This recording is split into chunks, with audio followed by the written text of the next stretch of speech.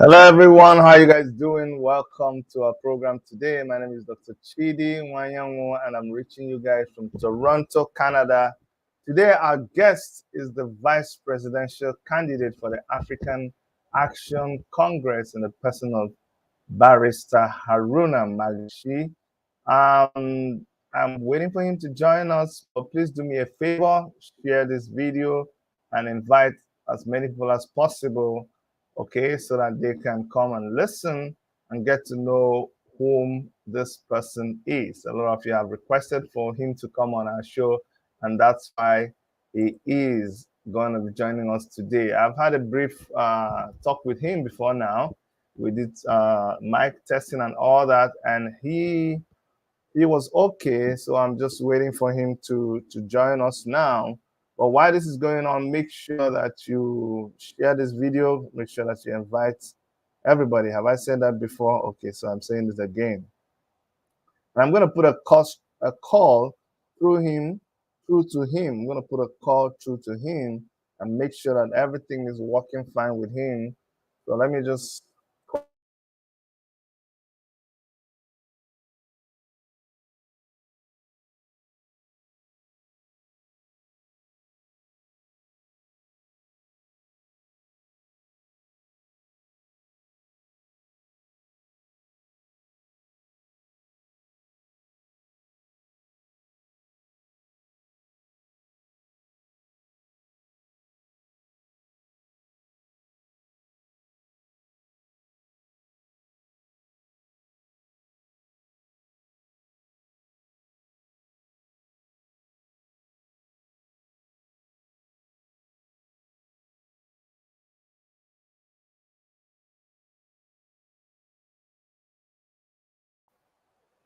Okay, so just a little technical thing there. I'm going to send him a fresh link and hopefully he will get the link and he will join us.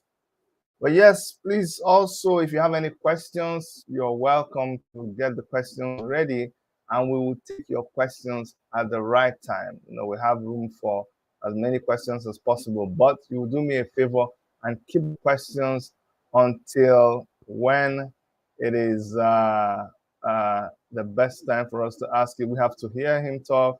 We have to let him explain himself and then not explain himself like he's facing any interrogation. I like it when Niger police catches you and say, oh, you gotta explain yourself. All right, so it's gonna be here, but let me pause and thank those of you who already signed in and making comments. Jeffrey or Sawala, thank you for being here. Arthur Bin Muhammadi, thank you. One Man, Sims, thank you, Sims, for being here. And it's a Sunday. Damilare Tosin, Facebook user. Okay, Facebook user. I like that. Thank you for being here. F.A. Williams. Yes, comrade. Thank you. Omoru Felix. I see you. And I see all of you. Thank you so much for comments. That gets us noticed. Still not able to have our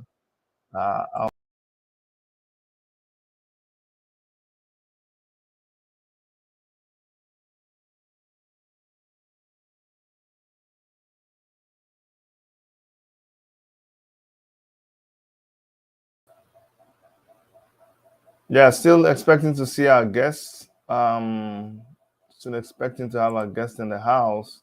But let me quickly tell you about our guest today. Our guest's name is Barrister Haruna Garba Magashi. He's an indigene of Kano, Kano State, Nigeria. He became a lawyer in 2005. He is happily married. He is a private legal practitioner, and he's the head of the Huja Chambers. That's the name of his practice. Huja Chambers is an active human rights activist, and he's into pro bono, that is voluntary legal practice, and he said he's already there, but Let's check your camera. Okay. Okay, he's still walking to join. Okay.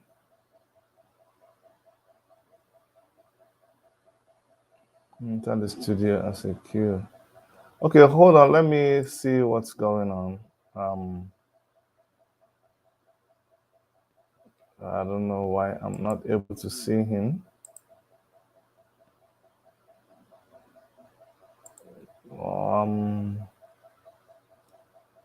I'm not able to see him.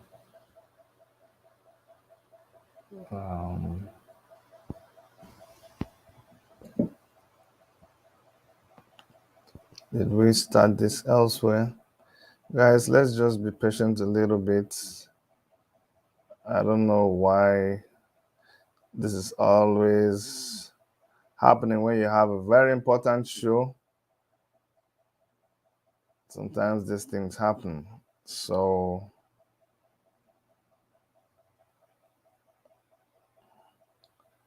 I don't know.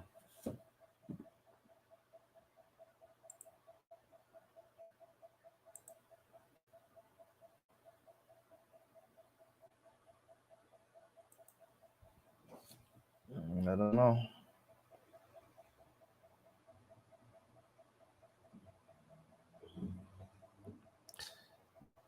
I am trying to get back to him and find out again why he's not able to enter the studio. He's already signed in, but we can't see him on this side. But please go ahead and write down all your questions. According to him, there is no boundaries. He's ready to deal with every question that we have for him. Anything that you want to find out about him, he is ready to answer the questions. Yes, so thank you, Jenny B. I see you. Christian Okiman, I see you. Strength Media, I see you. Happiness Anthony, OBJ Steve. Yes, thank you so much, Steve. Good evening to you. Steve, I want to commend you for making the beautiful poster, guys. It's Steve that made the poster for this meeting. And I need to appreciate Steve for making this poster for us. Thank you so, Steve. Thank you so much, Steve, for making this poster. Okay. All right. So, good job. We have our guest in the house. I'm just going to bring him in shortly. Okay. Awesome. And so, ladies and gentlemen, I have the pleasure of having our guest in the studio now. And I hope everything is working perfectly well. Let's welcome to the studio our guest, Barrister Haruna Magashi. Mr. Vice President, you're welcome. I hope you can hear me. Hello, can you hear me? My mic cannot connect properly. I can't get. Hello? Hello, I can hear you. I can faintly hear you. Oh my God. Okay, let me try another thing. What about now? Can you hear me now? Am I louder? Not very clear, and my sound is on. Let me change the mic settings. Okay, change the mic settings and let's see if it will work better. Let me also change my mic and see whether it's from my side. So how about now? Is it better now? It is better. Awesome. Wonderful. So thank you so much for joining us, Haruna Magashi. It's my pleasure. Sorry about the initial technicalities. It's always like that when you're using technology. They help you, but then they stress you. Certainly. Most welcome. Thank you. Okay. So let me start from where I normally like to start with people. I know I asked you for a brief, like a brief profile, and you did send something to me that was very, very brief. I'm going to read it out here. I read it out before, but I'll read it again. And Yeah. it says that your name is Haruna Magashi. You're an indigenous of Kano. You became a lawyer in 2005. You're happily married. You're a private legal practitioner and the head of Huja Chambers. You're active in human rights activism, and you're into pro bono legal practice, and you take on cases for the less privileged. That is what your very brief profile that you sent to me says. But hearing from you directly, for someone who is encountering you for the first time, who is Haruna Magashi? If you were to be the one that someone asks the question, says, who is Haruna Magashi? What would be your answer? Thank you very much. As the name says, my name is Haruna Garba Magashi. I am Kano indigen, but I was born in Oyo State, capital Ibadan. My father was a lecturer at University of Ibadan, actually doing his NYSC when I was born. But I was raised up in Kano. I attended the primary, secondary schools in Kano. Then I went to University of Maiduguri, where I studied what we call LLB, that is the first law degree. After successful finishing, then I attended the Nigerian Law School Lagos campus, where I had my BL, that is a barrister at law. That was in 2005. From 2005 to date, I have been into legal practice, private legal practice. I have not worked for the government. I have not worked for any other organization. Right now, I run my own chamber as a principal partner of Hujja Chambers. I am human rights activist as well. I do a lot of pro bono, that is voluntary legal services to those people that are less privileged, that cannot afford a lawyer to stand for them in a court. In such a situation, I am compelled to offer my legal services free to them so as to aid them on what they could not have gotten. So that is a brief of me. I started interest in Nigerian politics in 2003. After the primary election in Kano, a candidate won the primaries for governorship of Kano, that is Ibrahim Ali Amin Little. But then the powerful General Buhari used all his force and influence and changed the candidate to another one. And that angered us. We were very young then, but we were into political activism. So we withdrew from the party, that is ANPP as at then. Then we started our own political movement. That is how I got into politics from the onset. Thank you. Thank you very much. When I hear you say you, right from when you finished school and you went to law school, you immediately started your practice, and you specifically started practicing on a pro bono basis, which is a very risky, I consider it a very risky form of practice, because you're always going for less privileged people, people who don't really have money in the first place for legal fees, and you have chosen to build your legal practice foundation on this kind of cases and with this kind of people. there must have been, and now you also talked about how you witnessed injustice in an election. So I'm thinking, what is it that is driving you? Where is all this coming from? What is it about you that made you just resolve to be, because it has to be something more than financial gain, because there isn't much finance looking at you in the faces when you're protecting or defending the rights of people who are less privileged. So what is it that makes you fight for people and want to protect people? To sum it up, it is a quest for justice. You live in a world where you see people that are needy. A client would come to my office, would explain his case, and I will see that he has a case. He is the truthful in the case. But if I am to charge him the regular charges I do for the case, then that person would definitely cannot afford, and he may go to court and fail to apply the law as it is. He may end up losing the case even when he is the truthful one. So the quest for justice drove me to stand for the less privileged.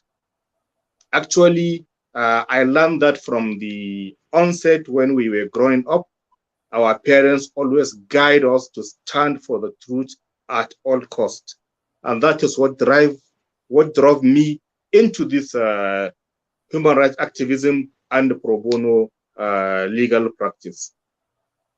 Let me ask you, Haruna, can you identify some specific cases where you found yourself in the middle of fiercely defending a client, some that maybe it even attracted a lot of attention, something that we can verify?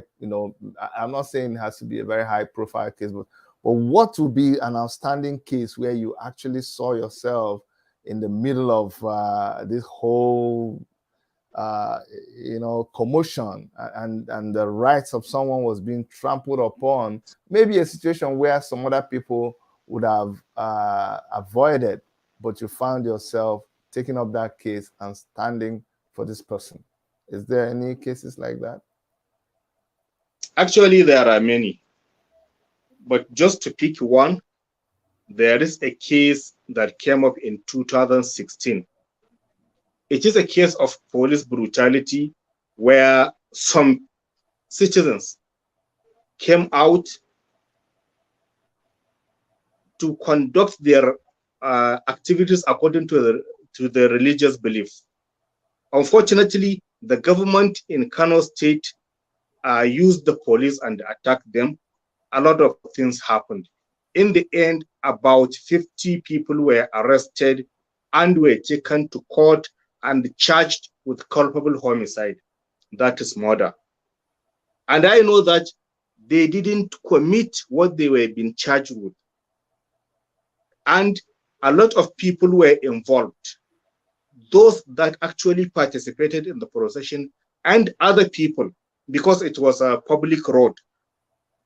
So I had to stand for all the 50 people, or more than 50, for them to regain their freedom. They were detained. They have been in prison for 7 months, but God, wow, I'm very glad to God that He gave me the opportunity and use my resources to free all of them within that 7 months. So nobody stood financially for the conduct of their case.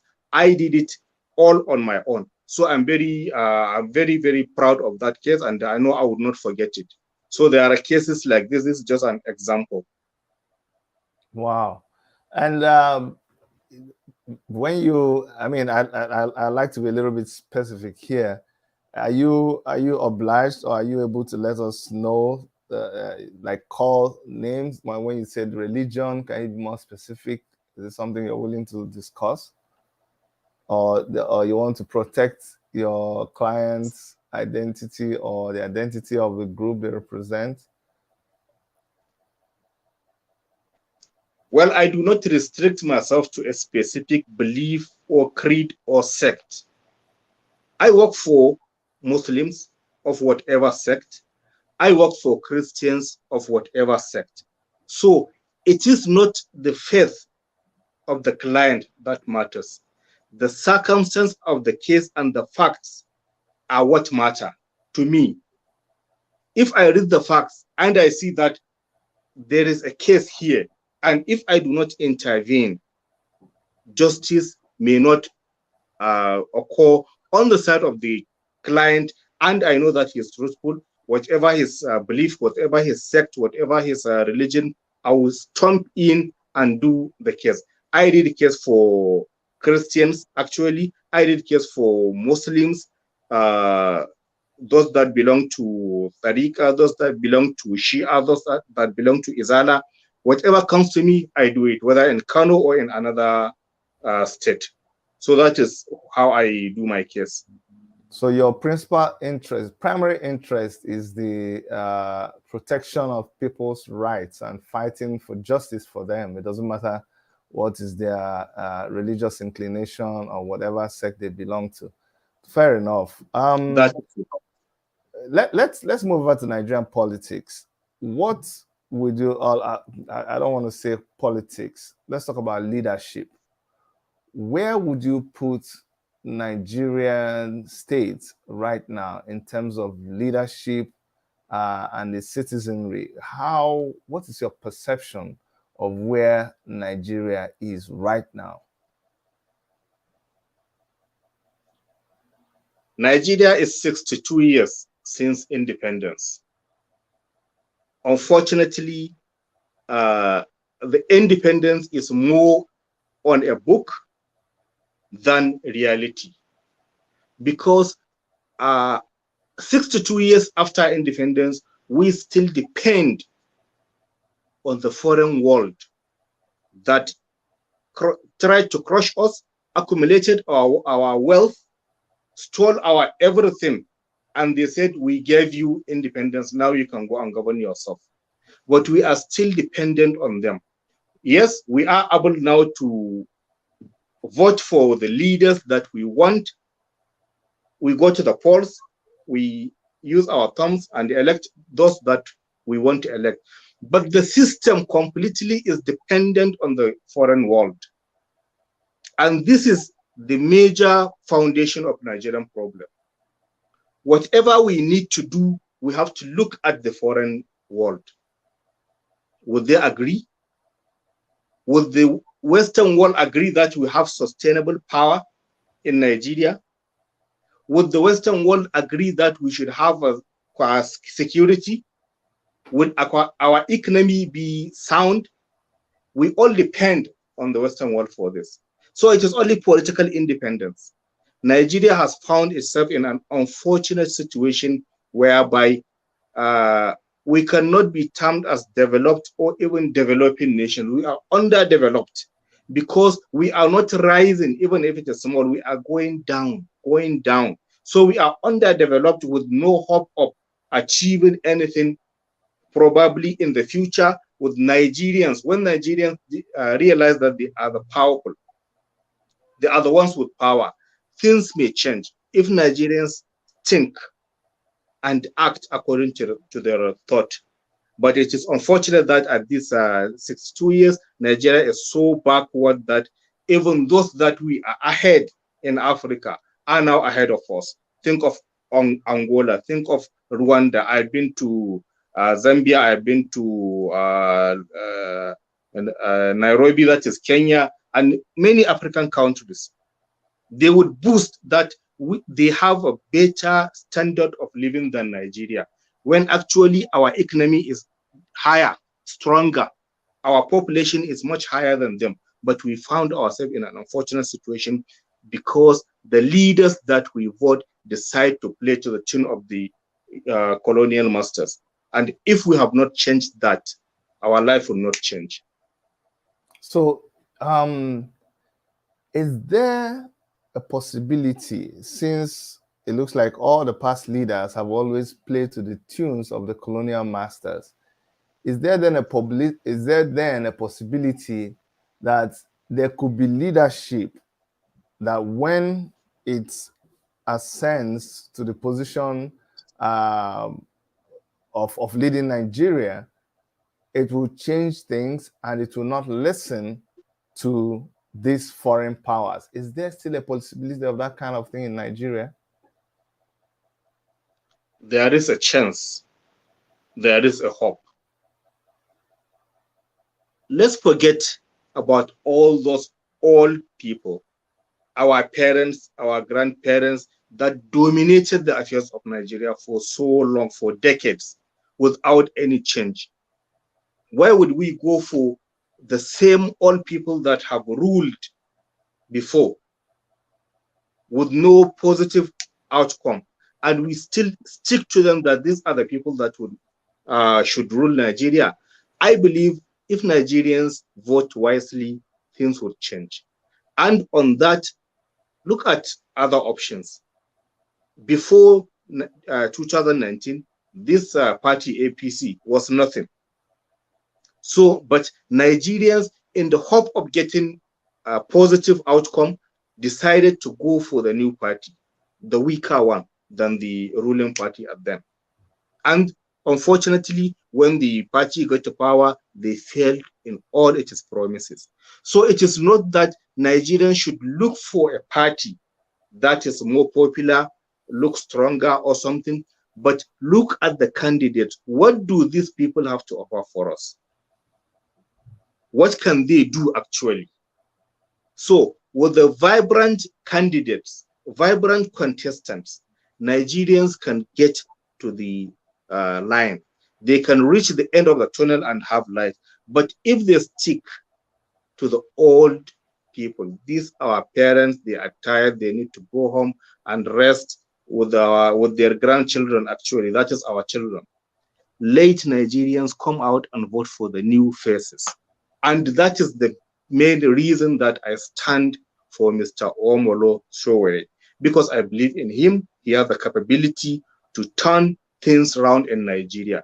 That is why I'm calling all Nigerians to come and stand with us behind the African Action Congress, because as the motto says, we can't just continue like this. We need change, real change, not the change that we are now agitating to change.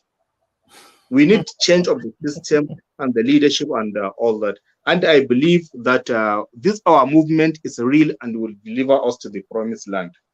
I like when you say the change that we are uh, campaigning to change. They promised us change, but now we have to change the change. That's a very Yeah, so we interesting need to one. change this thing.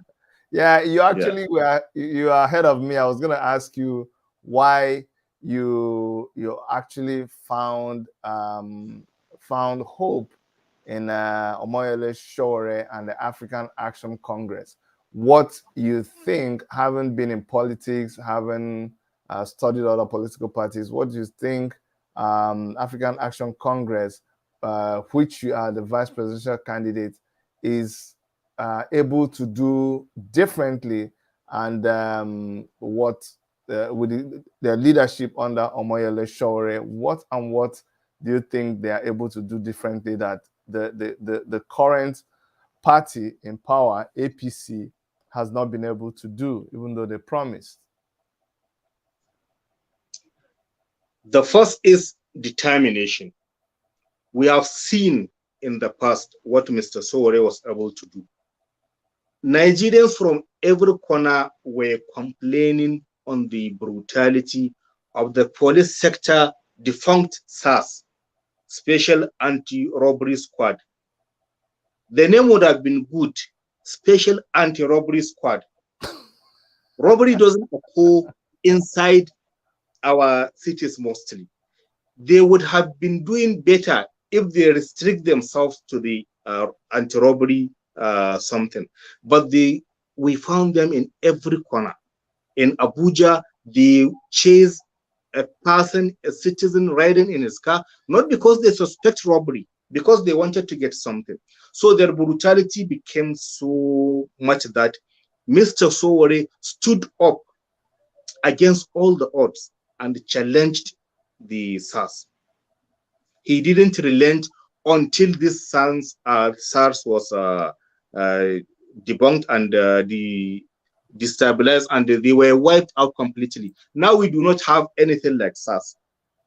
So I have the belief that a person that has nothing, he was never holding any position, just a citizen standing up and calling on people to stand and rise against a system that is actually corrupt and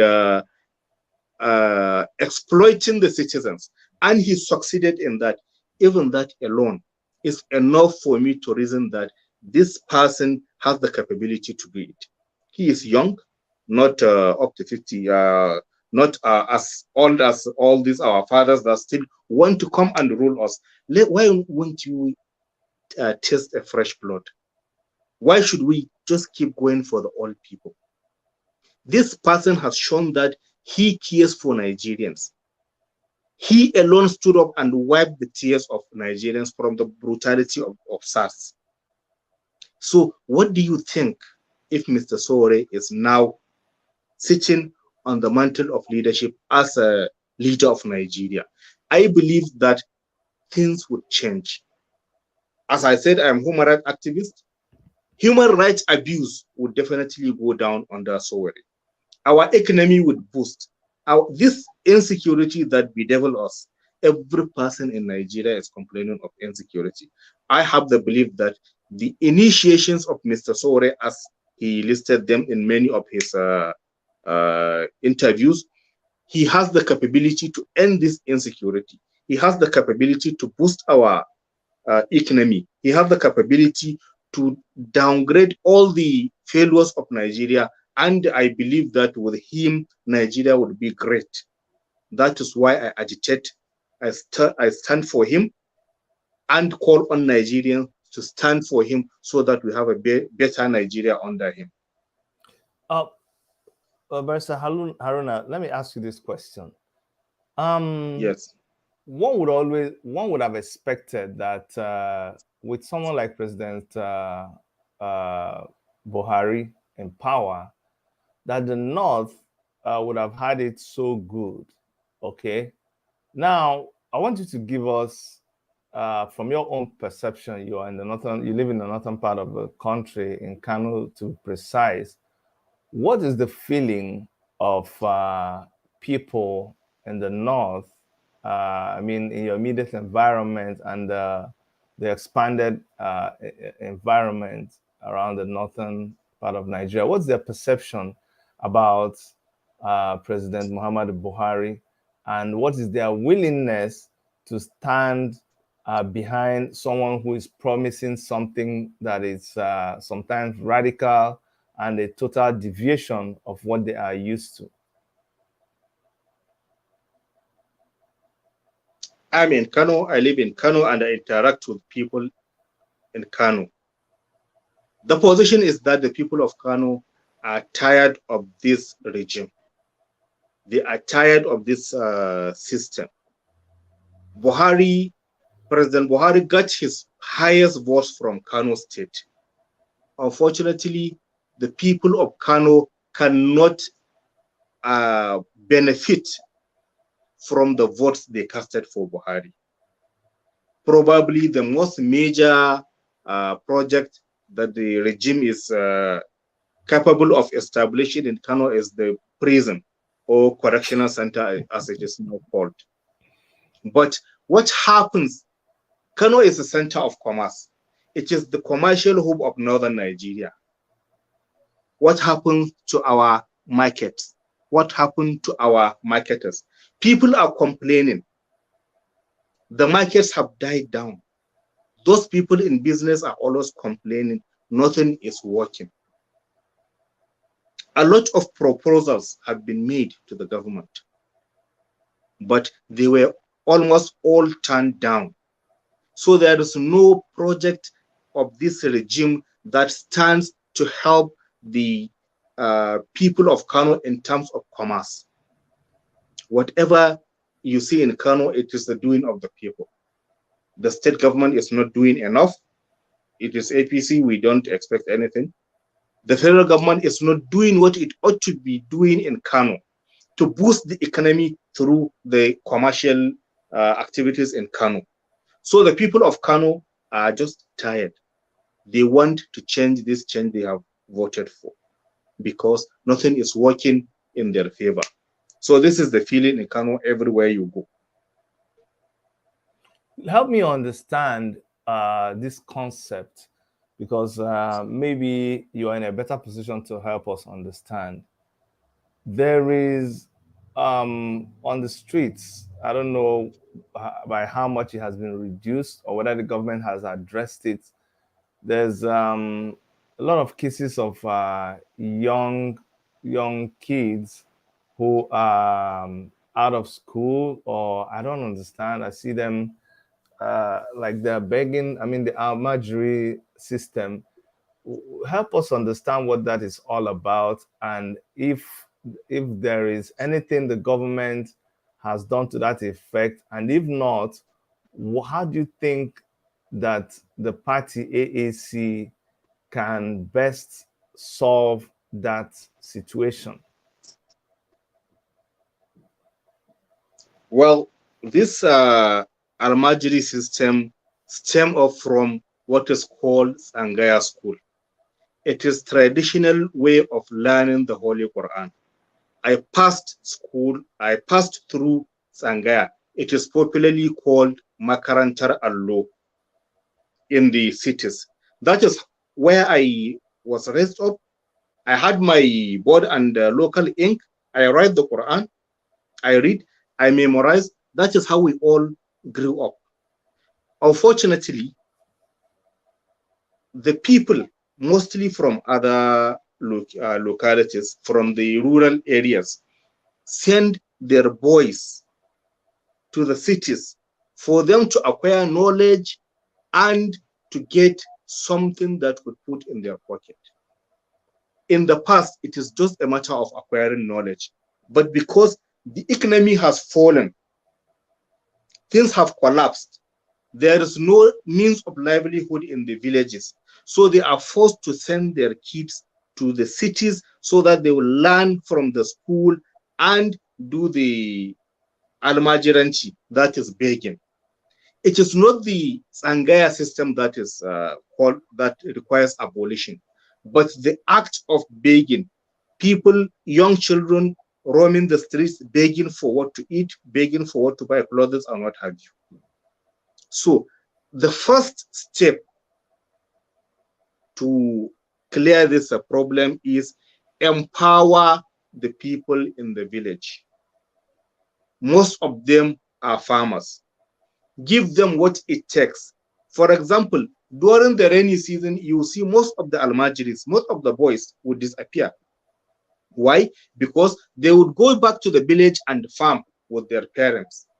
After the harvest, nothing is enough for them. There is no means of livelihood. There is no infrastructure in the village. They will have to rush to the city back again to do the schooling and the begging, so that at the village, the burden is less on the parents because they don't have children now. So the major issue is empower the people in the village. Let them be well enough to take care of themselves and their children. There are Sangaya schools in villages. So at least children can stay in the village and learn the Holy Quran. And for those that want to come to the city, children can come to the city. But if the economy is good, their malam, that is their scholar, the leader of the Sangaya, would be able to take care of his students as it is done in the past, so that those that come from the village will not have to go out on the street and beg, because the school will be able to cater for them. So Okay, so we need a total overhaul of this Almajiri system. There are ways to do it, but this government is not doing anything. It seems as if they don't even know anything like that is going. So we have a high hope that if we are voted into power, the Sangaya school would be re-established and the begging on the street will disappear. You will not see any student, so Quranic student begging on the street. let me ask this question, because my question is, I'm asking on behalf of a lot of people, because I think it's high time. I'm a person who likes to, go down to the roots and find out things for myself. So having you on this program is really a window of opportunity for us to speak truth to power, not just based on hearsay or rumors or people, painting a narrative. But let me understand from what you have said, the begging part is not part of this system of learning. It can be done without that begging part. It's just the economy that pushes people to go to beg. They don't have to beg to attend these schools. Is that what I'm hearing from you? Yes, certainly. Okay. They don't have to beg. So if we empower them, if we empower their parents, then all they have to do is do this learning and be like normal people, learn and go home, but they don't have to go out to the streets and beg. So the explosion in the sizes and population of children begging on the street is as a result of a failed government that has not provided enough for their parents to be able to take care of them. Certainly, the parents and the madams, the leaders of the school. Okay, awesome. At least now we understand. I would want you to speak. Someone is requesting that they want to hear you speak to people in the north. But although I'm someone who believes that there is not one language that represents everybody, but at least I think majority of the people in the north understand Hausa language. Maybe the person is wondering whether you really speak Hausa and whether you're able to reach people in Kanu. So I'd like you to take. Exactly. We're going to test you now to know whether you are really. So you have to be sarking something. Are you sarking Kanu also? Certainly. So please address our people in the north briefly so that they will understand what you are saying. Not that they don't understand it, but they will know that it's the son of the soil that is speaking to them. Okay. Salamu alaikum. ‘Yan uwana ‘yan Najeriya, musamman mazauna arewacin Najeriya, tun daga ƙasar Kabi, a tsallako ƙasar Sokoto, birnin Shehu, da Zamfarawa, da ‘yan uwanku Katsinawa, a gangaro har Jalla babbar Hausa, birnin Kano kenan, kusa da Kaduna garin gwamna, mu gangara ‘yan uwanmu Jigawa, abin da ya haɗa Bauchi da Gombe, da Borno da Yobe, da Adamawa da Taraba, da ƙasar Benue, da ƙasar Plateau, da babban birnin tarayya Abuja, da Niger, Nufawa ‘yan uwanmu, da mutanen Ilori, da mutanen Lokoja, inda aka kama kakanninmu aka tsare. Ina kiran ku da ku duba cancanta, kar ku duba cewa wannan ita ce jam'iyyar da ta daɗe tana mulki ko ita aka sani. A'a, ku duba abinda zai cece ku, ku duba wanda zai yi muku aiki. Waɗannan iyayen namu, waɗanda su ne suka mori Najeriya tun tana ƙarama, suka taso suka ce yara manyan gobe. To amma dai sun ce su har yanzu dai su ne yaran nasu dai sun ki girma. To idan har yaro ya ki girma, laifin na waye? Laifin na babba ne. To in har suna ganin yara ba su kai su mulki ba, to su ne ba su iya tarbiyyantar da yaran yanda za su iya miƙewa ba. Mu kuma muna sanar da ku cewa muna tare da ku. Ɗanku ne, ƙaninku ne, ɗan uwanku ne, mun fito domin mu ceci Najeriya daga wannan halin da take ciki. Ku ba mu goyon baya, ku zo mu haɗa hannu mu tafi tare. Dama ita jam'iyyar tamu za ku ganta hannuwa ne haka a haɗe, kamar yanda nawa suke ɗin nan. To mu haɗa hannu, dama an ce hannu ɗaya baya ɗaukan boto. To ku zo mu haɗa hannu mu ceci wannan Najeriya da muke da ita. Najeriya ita kaɗai ce ƙasar da muke da ita. Ba mu da wata ƙasa sai Najeriya. Don haka ku zo mu haɗu, mu haɗa ƙarfi da ƙarfe, mu haɗa hannuwa mu ceci Najeriya daga wannan tsarin da take ciki. Ku zo mu goya wa wannan ɗan taliki wa Molo Sowore baya, Bayarabe ne, dama muna da kyakkyawar alaka da Yarabawa tun lokacin Shehu Dan Fodiyo. To ku zo mu haɗu, alhamdulillah ni dama daga Kano nake, ɗan gida ne, ɗan cikin birni ne, ɗan cikin badala ne, ɗan asali ne, komai da komai naku ne, ba mu da wani abin da za a gujewa. Don haka ina kira gaba ɗayanku mutanen Arewa, gaba ɗayanku Hausawa da sauran 'yan Najeriya, ku zo mu yi wa kanmu ƙiyamul laili. Mu canja wannan canjin da muka je muka jajibo mun zata zai yi, ashe ba ta gina ba ta shiga ba ne.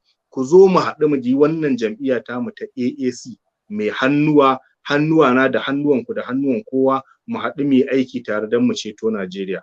Wannan shine sako na gare ku. Nagode. So this is my message to the Hausa people. Nagode, Sanu Malam. Thank you.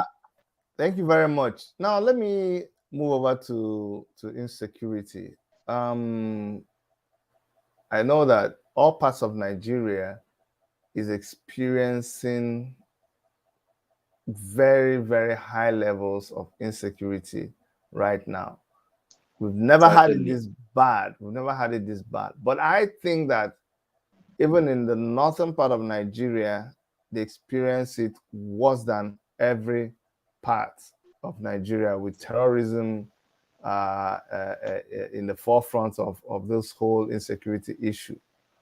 How do you think is best to solve this problem of what is causing it? Why is it so prevalent in the north? And what is the solution to this insecurity? To my understanding, it all stems from something. The people feel like injustice is being done to them. It all started in the northern eastern part of Nigeria. I attended the University of Maiduguri, that is Borno State. I lived there for 5 years, so I have experience on what happened there. The people, it is not some people from another nation or other nations that form part of this Boko Haram. It is the indigenous people of the Kanem Empire. Let me use it. Kanem Empire, Borno State and Yobe State and some part of other states that form this Boko Haram. It is the indigenous of these states. So how do you do it? Go back to the root. Go to the people, the parents, the elders of the society. They know everything. What is going on? What wrong has been done?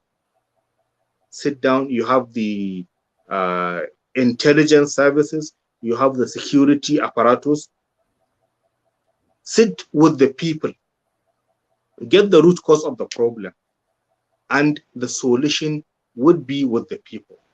So if you come to northwest, mostly from Sokoto down to Katsina State, down to Kaduna, it is not some nationals from other places that come. It is the indigenous people, mostly the Fulanis, that turned from rearing cattle to holding AK-47 and conducting a lot of criminal activities. What is the cause for this? Go back to the societies. Talk to the elders. Talk to the leaders of the societies. Where are these people? What are they doing? Why are they doing this? Then address the problem from the root. I have the belief that if we hold this, we would bring an end to this insurgency and banditry, or at least we would have a background on how to solve the problem permanently. It is not a matter of go to US, go to UK, buy Tucanos, come and bombard some villages. The Tucanos have been here for long. The bombardments have been going on, but the banditry is still going on. So this will tell you that there is a missing link somewhere. And I believe the missing link is with the community. Go back to the community. There is something that happened. A bandit, renowned bandit, was given a traditional title in Zamfara State. There were mixed reactions to that. My thought is this could be a way of understanding these people. If this bandit would be bold enough to come to the city and accept title, talk to media, then he is a human. He has a heart, he has wishes. He even wants a title, traditional title. Probably it is his bloodline. So get to that. Get to the person that invited him to the city. Talk to him. Why are you doing this? Get his reasons. Tell him we want this to stop. Come, let's work together. Let's see how to end this. Because if we have the heads of this banditry, if we have the heads of this Boko Haram, and have a way of talking to them, I believe the solution would be close to being uprooted. So, to me, the root cause of the problem lies at the root of the community. So, talk to the people, talk to the elders, talk to their leaders. They have leaders that they listen to, and that is where we get solution to all this terrorism and banditry. This is a way of ending the insurgency. You know, what you said is very remarkable. Um, I come from the southeast. I'm from Enugu State. I believe in the Biafran struggle. I mean, their rights to ask for self actualization. And I see that So, the government is always sending this Tukana thing that you're talking about, killing a lot of people. Even just a few days ago, there are still reports of the military going to burn down villages. And I always ask myself, why is it that we know the people? These are people, these are our people, still within the geographical location of Nigeria, and we refuse to talk to these people. It's probably because we don't want to deal with these root issues, or it is beneficial to some people. That's why they don't want to address the problem. I think some people will rather allow the problem to continue because they benefit from it. So it's quite insightful that you would say that the best thing is to go to these people and talk to them. Okay, you would also imagine that because this government is not interested in the people, I know AAC at the core of its pillars they are socially conscious. They think about people first before the government. So I wish, well, the government. I don't wish they listen to you because I know you're coming under a party to do all that. So it's good they don't listen and they continue to make mistakes. Um, certainly. yeah, by Haruna, I make a point of duty not to abuse the privilege I have when people give me their time. So I really appreciate your coming. I'm going to let you go, but before that, I want you to I want you to explain to me uh, the hopes that you have that AAC, with you as their vice president, is still able to win the presidency of Federal Republic of Nigeria come 2023. How confident are you that this is still possible against the ruling party, APC, or even PDP? Our hope lies on the masses. The masses have been living in this country for years. We have 7.5 years of a regime that was loved by the masses, but unfortunately, it failed, a total failure. Everybody is saying this APC has failed. So our hope is that the people that have experienced this would come to their senses and now look for a better candidate than just a name. Look for a fresh blood that is capable of achieving what they promised to achieve, rather than go to the old way of saying these are our people, these are that. We know them for years, they are elderly. No, we have the high hope that the people that are suffering will now listen to us and come to terms and see these are the people that we need, not the old Babas. Let the Babas rest, we let them go home, we'll take care of them. Our children, their grandchildren, will be there to play with them, and they will live peacefully. And Nigeria would be good with new blood and new leadership. So it is our hope that the masses would listen to us, see what we see, compare with the reality, and then come to terms and say this AAC under Mr. Omoro Sowore have the capability to lead the people and lead the nation to the promised land. This is our hope. The masses are our hope. Thank you.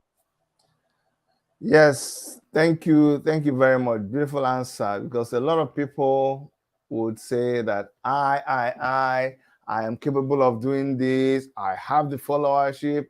But I like the fact that you have humbly submitted it back to the people, saying that our hope is in the people. It is because it's the people that the power resides in. As we know, democracy is supposed to be power, uh, uh, power by the people and for the people. So everything still lies with the people. And I know someone like you, the way you talk, you really contrary to, you see, perception is everything. A lot of people think that a lot of people from the north are aggressive, think in a certain way, but sitting down with you, paints a totally different picture. You're compassionate, you see things from a very, very balanced perspective. You have experience of Nigeria from other areas. You grew up in the southern part of Nigeria, and yeah, you're also from Kano State. So it gives you a broader view of what the Nigerian situation is. But I've not heard you talk about the East. I don't know if you've been avoiding the East or have never had anything to do with the East. So, I'm not what, really much conversant with it, so I better not go into where I don't have experience. okay, don't worry. We're here to help you with that. All right, but thank you Well, I'm so all, much. thank you very much. Thank you for coming on our show. We appreciate you, and thank you for what you do for the party, and thank you for mobilizing followership of the party from the northern angle of things. We really, really appreciate you. Our regards to your wife and your family, and everybody who you have influence over. One last comment before you go to AAC party members and supporters and Nigerians in general before we close. Let's have hope. Let's have strength. We should not collapse. We should not fear. A fearful man will never achieve anything. So, to party members, we should know that we have the capability of achieving what we want to achieve. And we have Nigerians backing us. So, let's continue the struggle. Let's continue enlightening people. Let's continue calling on the people to come and do the right thing. We have the capability to do it. We have all that is need to sacrifice and do it, and we can do it. We just can't continue like that. Thank you. Thank you so much, Barrister Haruna. I mean, looking at you as a vice presidential candidate, I am hopeful that in the absence of Omoyele Sowore, should you too become president and vice president, we can rely on someone with experience, someone who is fearless, someone who has compassion, and someone who is really humanitarian. And that is the kind of attributes and characters that you look for in a leader.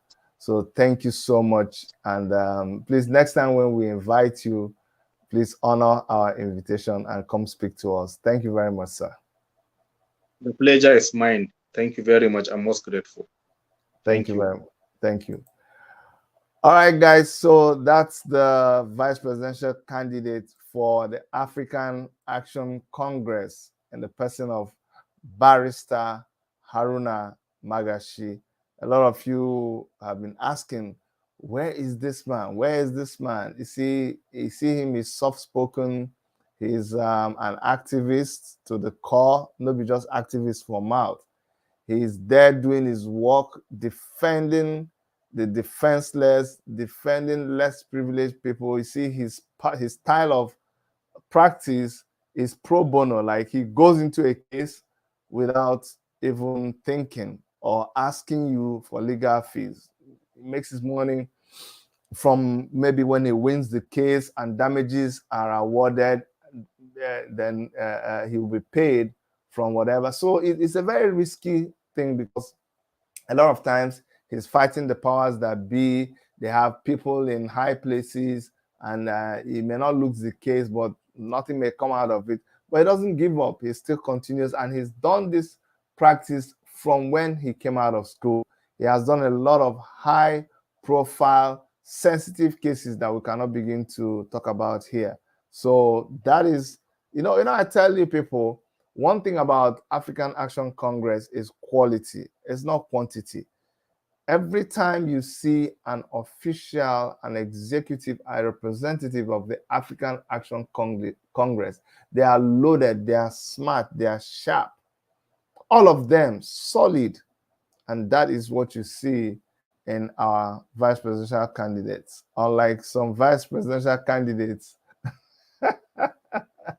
I don't even want to go there before I start violence with so many other people. But I like our vice presidential candidate, and he's just like the way we are. I didn't expect anything less, and that is we're just like that. We're starting from Omoyele Sowore to our VP to our state governor, state governorship candidates, to ordinary members like me and you.